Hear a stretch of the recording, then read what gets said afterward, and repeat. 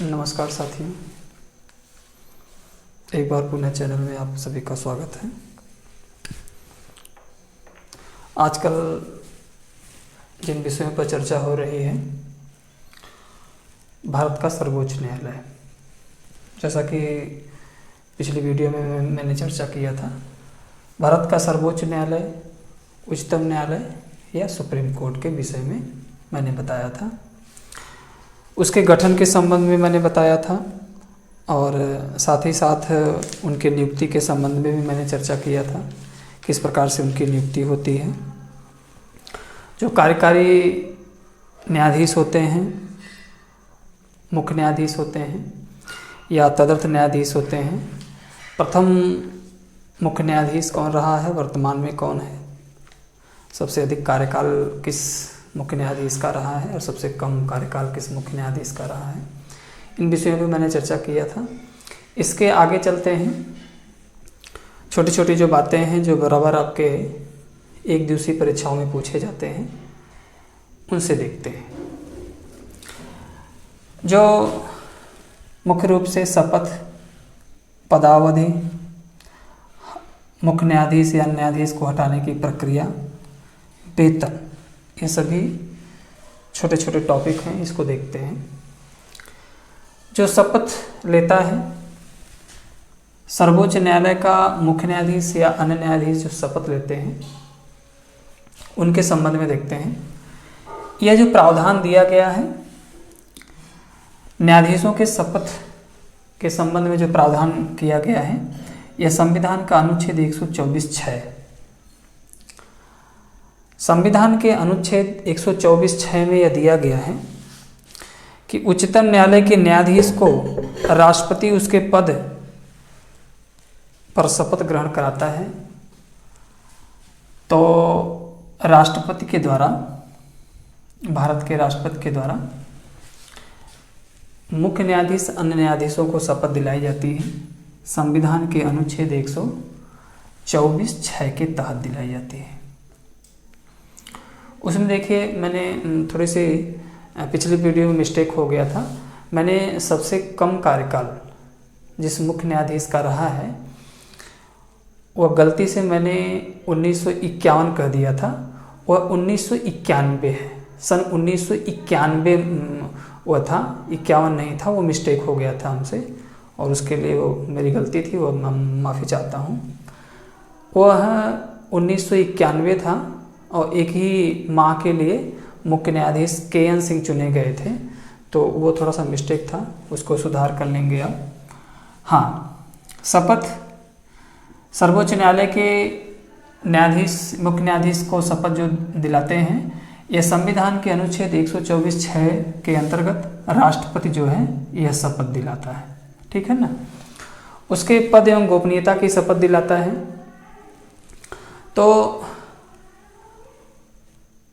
यह तो मुख्य रूप से संवैधानिक व्यवस्था है और उस व्यवस्था के अंतर्गत राष्ट्रपति जो है सर्वोच्च न्यायालय के मुख्य न्यायाधीश न्यायाधीश को शपथ दिलाता है। चलिए देखते हैं पदावधि, जो उनका कार्यकाल है।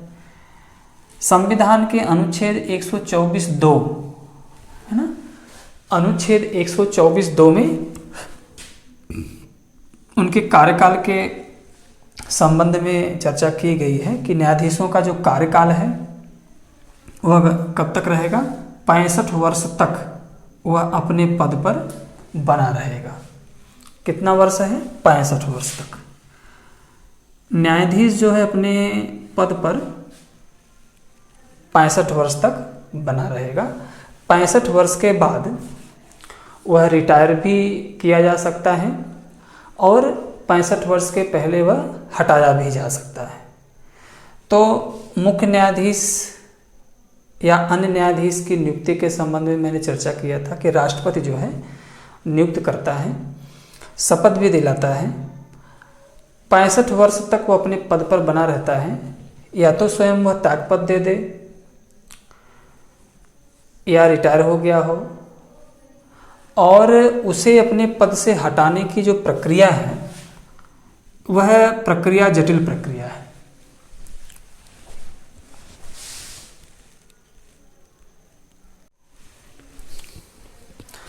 सर्वोच्च न्यायालय के न्यायाधीश को हटाने की जो प्रक्रिया है वह प्रक्रिया जटिल प्रक्रिया है। वह अपने पद से कैसे हटाया जाता है? पहली बात तो राष्ट्रपति के द्वारा ही हटाया जाता है, उसे उसके पद से राष्ट्रपति के द्वारा हटाया जाता है। कैसे हटाया जाता है?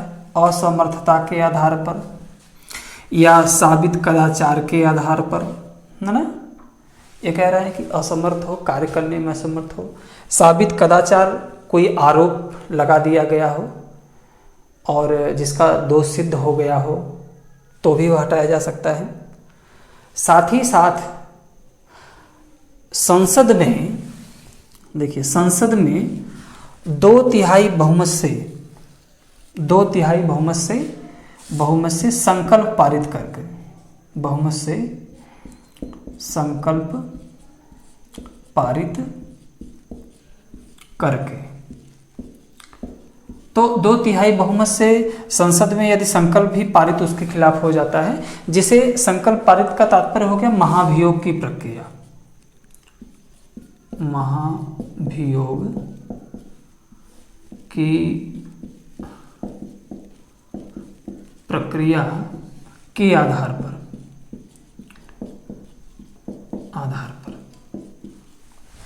तो ये कह रहा है कि राष्ट्रपति के द्वारा साबित कदाचार के आधार पर, असमर्थता के आधार पर, साथ ही साथ संसद में 2/3 बहुमत से संकल्प पारित कर कर, तो 2/3 बहुमत से संकल्प पारित का तात्पर्य होता है महाभियोग की प्रक्रिया के द्वारा। तो कम शब्दों में समझेंगे कि सर्वोच्च न्यायालय के मुख्य न्यायाधीश, अन्य न्यायाधीश को हटाने की जो प्रक्रिया है वो कौन सी प्रक्रिया है? महाभियोग की प्रक्रिया। महाभियोग की प्रक्रिया के आधार पर ही किसको? सर्वोच्च न्यायालय के मुख्य न्यायाधीश, अन्य न्यायाधीश को हटाया जा सकता है। तो ये बराबर आपके एक दिवसीय प्रतियोगी परीक्षाओं में पूछता है, तो या ये पूछ देता है। इसमें कई प्रकार के प्रश्न आ जाते हैं कि कितने कितने संसद में कितने प्रतिशत बहुमत से या 2/3 बहुमत से जो संकल्प पारित किए जाते हैं, तो यह विकल्प में भी देता है कि 2/3 कि 1/3, है ना। तो यह भी जानना जरूरी होगा, 2/3 बहुमत से संकल्प पारित किया जाता है संसद में। साबित कदाचार असमर्थता के आधार पर हटाया जाता है, ये भी जानना आपके लिए जरूरी है। राष्ट्रपति हटाता है, ये भी जानना आपके लिए जरूरी है। तो यह तो हटाने की प्रक्रिया हो गई। अब देखते हैं कि न्यायाधीश और मुख्य न्यायाधीश के वेतन जो है, वेतन भत्ते जो हैं, यह कहाँ से मिलते हैं? भारत की संचित निधि से। कहाँ से दिए जाते हैं? भारत की संचित निधि से, है ना, निधि से। यानी कि सर्वोच्च न्यायालय के मुख्य न्यायाधीश, अन्य न्यायाधीश को वेतन कहाँ से मिलता है?